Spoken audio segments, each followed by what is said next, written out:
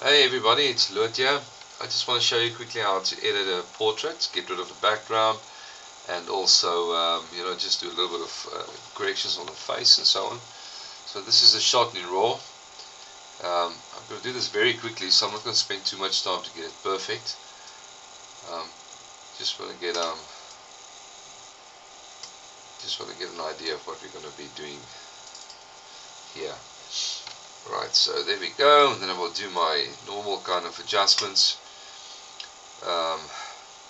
Maybe just bring some of the orange out a bit, like this. There we go. A little bit of sharpening. 18 to 20, masking. Let's just say we're going to pull it up to about there. So obviously, if you zoom in here, you'll see that the white isn't perfectly white. In this case, I'm not going to fix all these dots and whatnot. So I'm going to open up this in Photoshop. So the color and everything looks okay. And I've created an action that's going to help me with this, but I'm going to run you through the whole thing. So I'm just going to say duplicate layer. There we go. And then what we're going to do is we're going to select the white. This. Pardon me, I've got a terrible cold. And then, as you can see on the earring, I'm going to have to bring that detail back, and also we want to preserve some of the detail on the hair, which is not that sharp, but it doesn't matter, it's fine. So I'm just going to bring back the detail over here a little bit. Just going to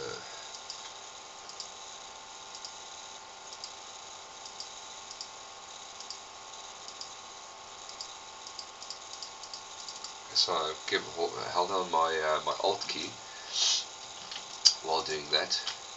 So I'm going to hold down my Alt key again. Just go around the edges of the hair like this. There we go. So the selection is a little bit wider. Then I'm going to click on Refine Edge. Now these are my settings, more or less what I used. As you can see, I told it to kind of crop slightly into the selection. I'm going to hit OK. I'm going to hit Delete. I'm going to add an extra layer, put it in between, and because this is white, I am going to fill this with white. Make sure that you're on that layer. There we go. So now it's easy to see that the white wasn't actually white. So what we need to do now is we need to get rid of all of that. So what I'm going to do is I'm going to grab my picker tool, or the eyedropper tool, and select just a kind of a neutral color of the hair.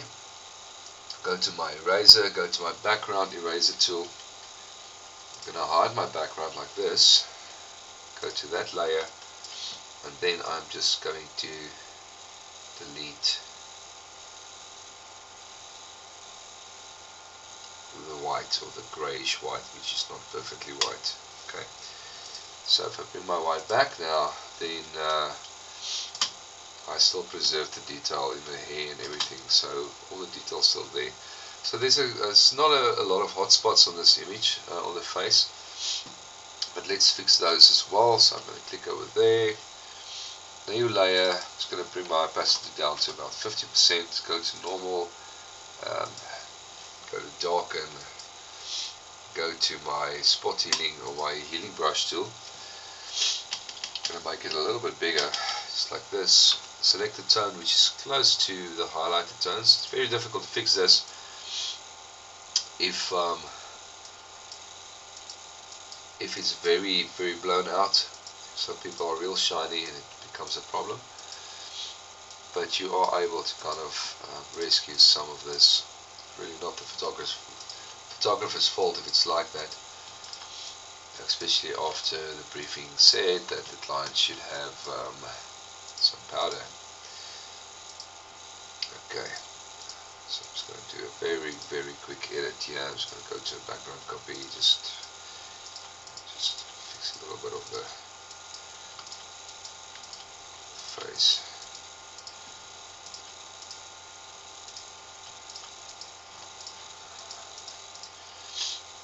There we go. Looks nice. I'm going to create another layer. Make the opacity a little bit less. Let's say around about 30%. Go to your normal. Click on darken. Same thing. Just select close to the area you want to change for a neutral, and then just kind of go over the highlighted areas like that.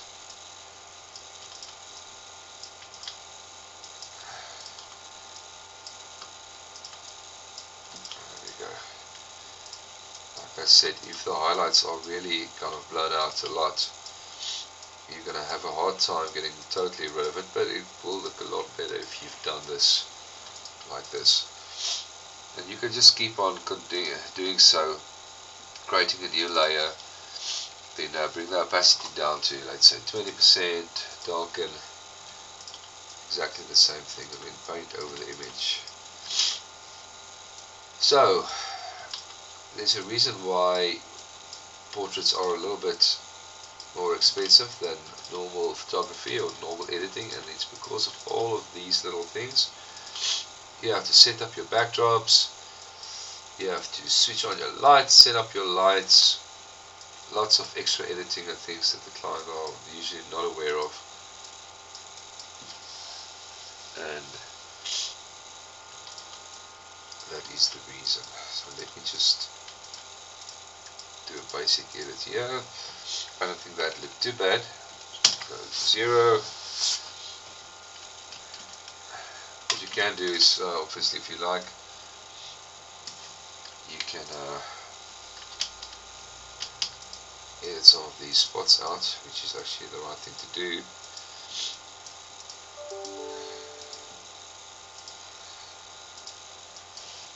There we go. Just do a basic one like this. I think what we should do is maybe just try and make the darks a little bit darker.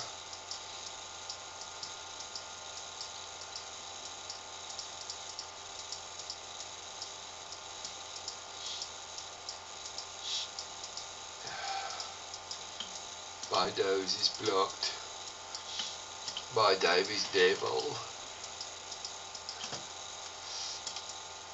Okay. You didn't get that, but that's fine. Okay, cool.